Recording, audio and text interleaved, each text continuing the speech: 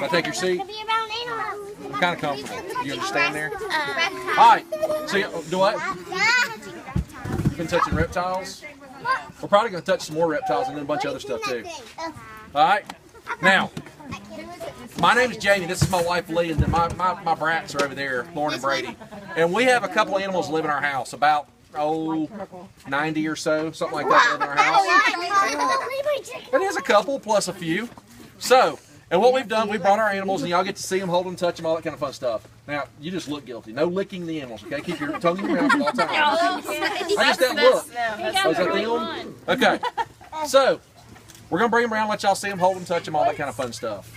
Now, if there's something you don't want to touch, don't want to hold, whatever else, don't start screaming. Just say no thank you. All right? I got that? Okay. No screaming. You're talking about me. You're talking about me. No, it's usually the little boys like you that do the screaming, right? Oh, yeah. Are you not a screamer? It's those two. It's those two. All right. Now, we call this little adventure we do with our animals, we call it 6-day creatures. Can anybody guess why we call it 6-day creatures? Because animals were created on the 6th day. That is correct. But all the animals I have are animals that are created on the 6th day of the night because they're all the ones that wiggle, that squirm and crawl and wiggle and everything else on the ground. Now, there's a bunch of other animals that were created on the 5th day. Does anybody have any clue what animals those might be? What do you think? Fish. Fish and what's the other ones?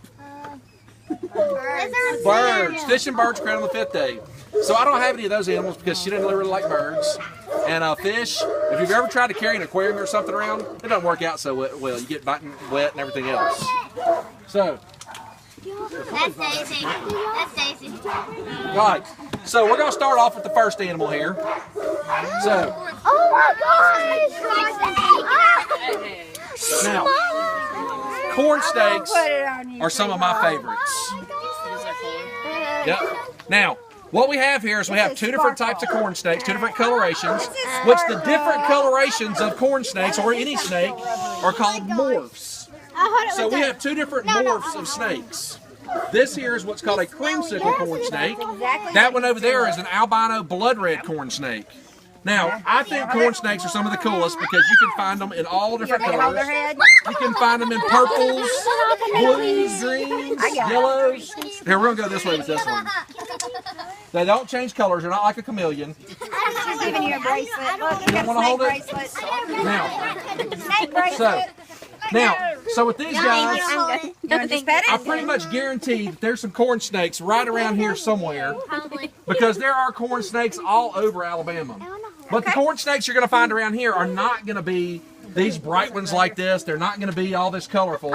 The only color you're going to see on them, you're going to see some that are brown that have little splotches of orange on them. But for the most part, you're going to find black and brown ones. I'll give her back. How about king snakes? You tell them not to pick it up, pick it up. Yep.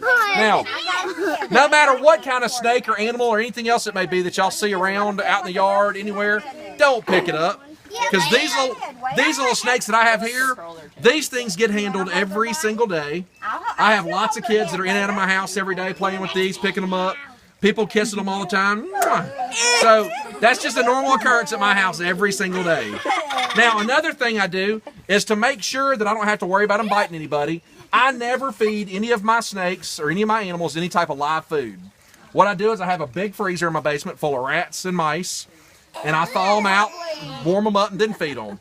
Because guess what? If I was feeding them live mice and your finger was looking like that, your finger could look like a lot like a live mice to one of these snakes. So just for safety purposes, I never feed anything live because all my animals are handled by kids just about every day.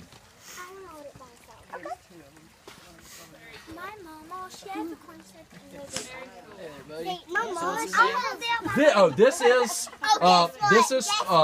Sparkle, and that's Flash. They're both about the same. Hey,